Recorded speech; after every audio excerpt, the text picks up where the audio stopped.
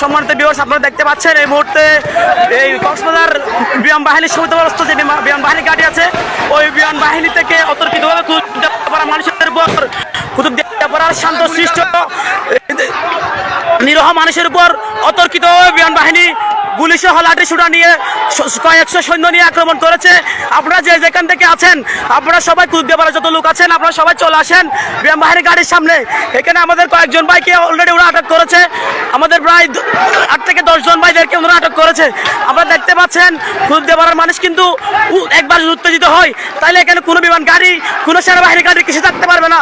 আমরা চাচ্ছি শৃঙ্খলা, কিন্তু এই বিমান বাহিনী আমাদেরকে অতর্কিতভাবে গুলি করতেছে।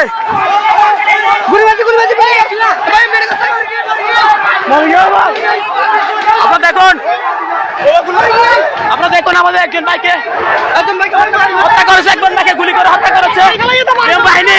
আমাদেরকে দাওয়া দিচ্ছে, আমাদের একজন ভাইকে অলরেডি গুলি করে বিমান বাহিনী হত্যা করেছে। আপনারা দেখতে পাচ্ছেন আমাদের সবাইকে রাউন্ড গুলি ছুটতেছে। আপনারা সবাই দেখতে পাচ্ছেন কুতুবদিয়াপাড়ার যত লোক আছেন, আপনারা যার যার অবস্থান থেকে